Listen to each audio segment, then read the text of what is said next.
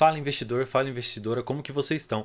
Nesse vídeo eu vou trazer para vocês o balanço aqui da Neoenergia, uma empresa muito interessante na nossa bolsa de valores, e eu fiz aqui uma projeção de dividendos de quanto que é possível que ela pague, pelo menos até o final desse ano. Vamos pro vídeo.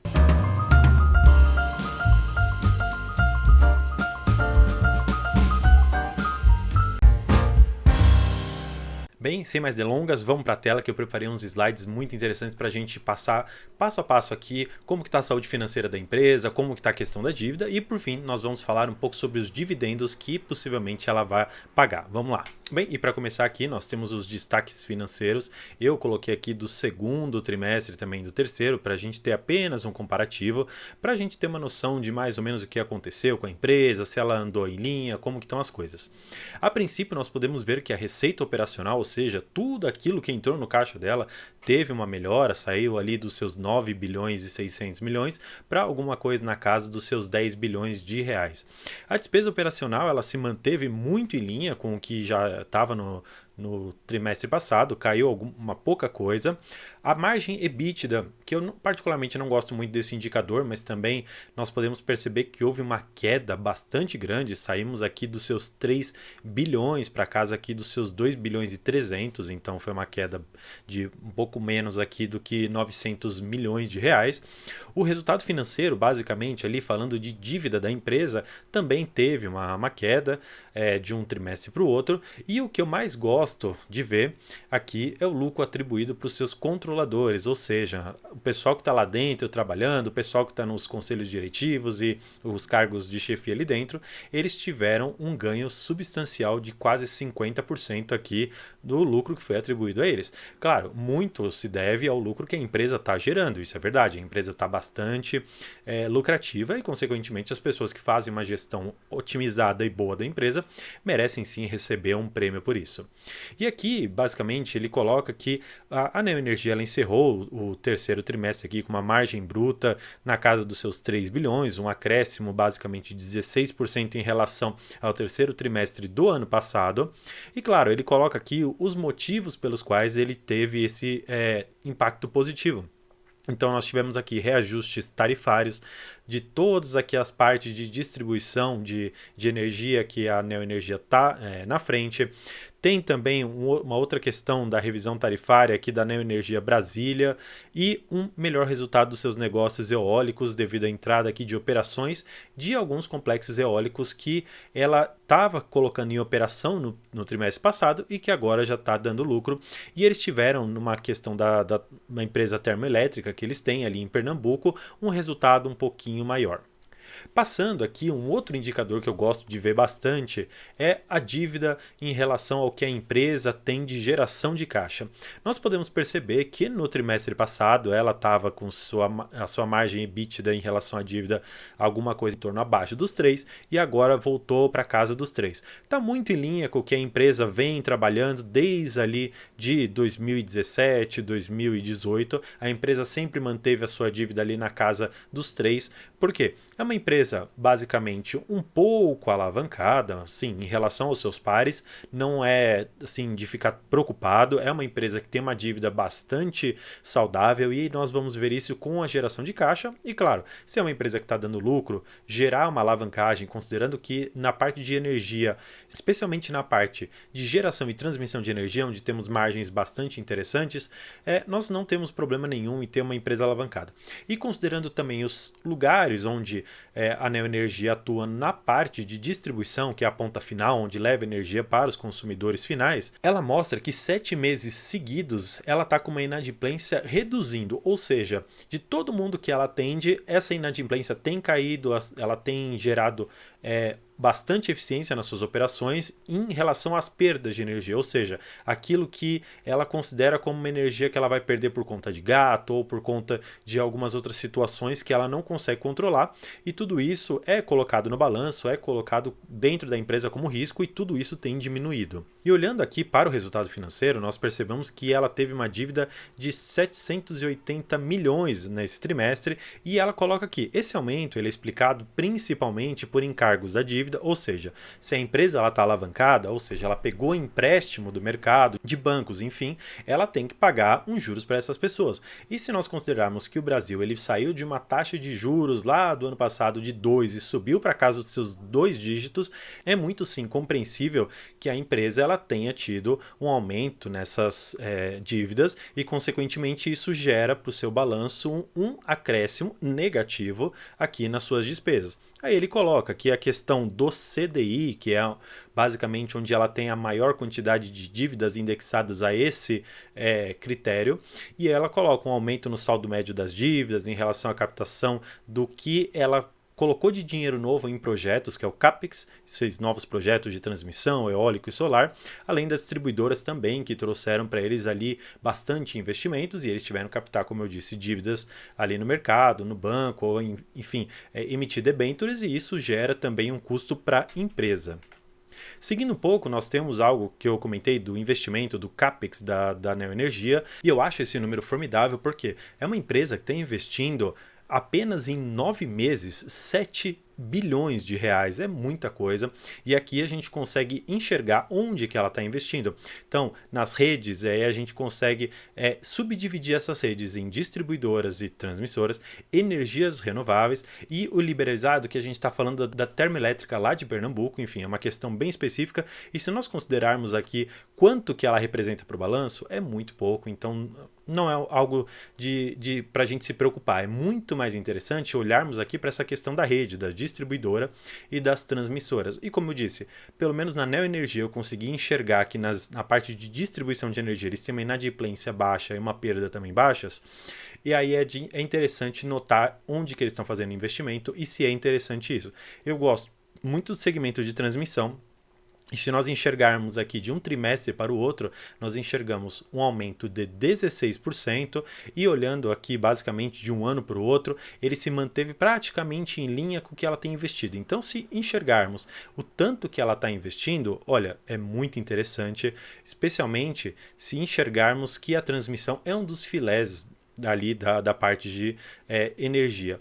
E claro, considerando que de um ano para o outro, aqui no final, temos uma diferença de 12% de investimento, isso é muita coisa. Saímos ali da casa dos seus 6 bilhões de reais para a casa dos seus 7 bilhões de reais. Então, é uma empresa que está investindo. E tudo isso o investidor tem que enxergar com uma certa parcimônia, porque os investimentos eles vão dar retorno daqui a alguns bons anos. Alguns deles podem gerar um resultado um pouco mais para o curto prazo, mas a maioria dos investimentos em parte de energia, eles são para o longo prazo, porque até você conseguir colocar uma linha de transmissão em ordem, deixar a questão da distribuidora bem alinhada, a questão também dos parques eólicos, que a Neoenergia tem investido bastante, tudo isso para você levantar e operacionalizar demora um tempo, e isso vai ser revertido no balanço, hoje, princípio, como CAPEX, como investimento, e daqui a algum tempo, como forma de lucro líquido para a empresa. Seguindo um pouquinho, eu coloquei um pouco mais da parte da dívida e da alavancagem financeira.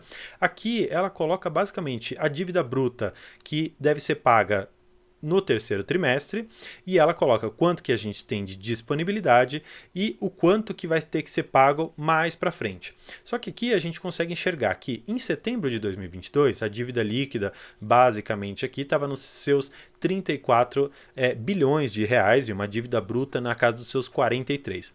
Isso gera um crescimento ali ano a ano basicamente de 14%, e tudo isso se explica pelo CAPEX. Novamente, os investimentos que essa empresa tem feito em projetos de rede, mais uma vez na distribuição e na transmissão de energia, e na questão de energias renováveis, especialmente ali na questão eólica que eu já comentei com vocês.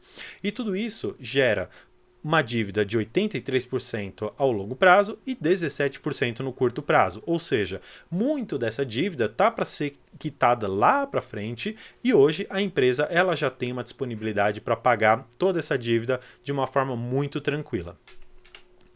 Seguindo aqui, eu coloquei alguns indicadores interessantes que eu extraí do próprio relatório, e aqui basicamente nós tivemos nesse trimestre um lucro de 1,5 bilhão, uma margem basicamente 17% superior ao ano passado, e nesses 9 meses, por enquanto, do ano de 2022, nós já tivemos um lucro líquido de 3 bilhões e 800 milhões, uma diferença de 15% superior aos 9 meses do ano passado. Mais uma vez, o CAPEX, o investimento, na casa dos seus 7 bilhões, a dívida líquida, que eu já comentei também, na casa das suas 3 vezes o EBITDA, ou seja, a dívida em relação ao que ela gera de caixa, em basicamente 3 anos e alguns meses, ela acaba sendo paga. E se olharmos para o histórico da empresa, ela sempre manteve a sua dívida líquida mais ou menos nesse patamar.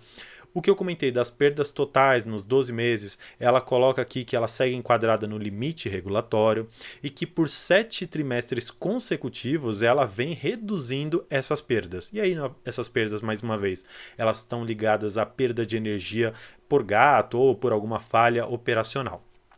E aqui ela coloca alguns destaques, como a entrada de operação do complexo eólico aqui, que gerando 176 megawatts, coloca aqui o complexo solar também, 124 megawatts, a aquisição na participação minoritária na Neoenergia Pernambuco, e aí ele coloca aqui o quanto que ele já atingiu da capital ali, basicamente quase 100% da distribuição de energia ali faz parte da Neoenergia. Então temos aqui um CAPEX já contratado de 89%, aí temos algumas questões de ED, como moedas e commodities, enfim, tudo isso por uma questão de aquisição de lotes de transmissão que ocorreu ali em junho de 2022. E, por fim, o reajuste tarifário, que a gente já comentou, que impactou positivamente na receita ali da empresa, ou seja, ela cobrava X e aí foi um reajuste tarifário para ela cobrar X mais algum por cento para ficar adequado ao custo que foi acrescido, tanto para ela conseguir manter as suas operações, como gerar lucro para si própria e para poder também distribuir para os seus acionistas. Eu trouxe aqui mais uma vez a DRE consolidada aqui para vocês, para terem mais ou menos uma noção de como que funciona uma análise dessa. Então, basicamente, aqui uma receita operacional líquida, ou seja, ela recebeu ao todo 10 bilhões só nesse trimestre. Aí nós vamos tirando algumas questões como depreciações, resultados financeiros, imposto de renda, valor devido ali para os seus acionistas minoritários.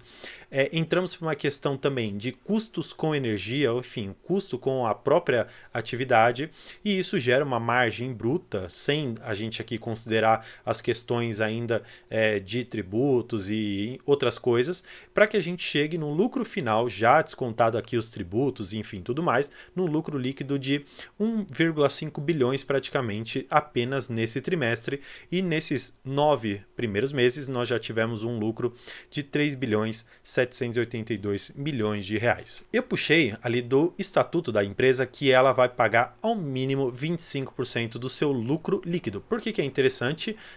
Que eu trouxe bastante para vocês a questão da DRE, do lucro líquido, porque nós tivemos apenas nesses 9 meses 3 bilhões 782 milhões de lucro.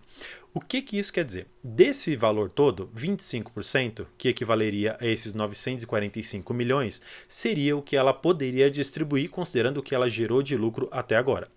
Basicamente, 167 milhões já foram pagos para os seus acionistas. Consequentemente, a redução do valor todo que pode ser pago com o que já foi pago, nós temos aqui na casa dos seus 778 milhões ainda para serem distribuídos.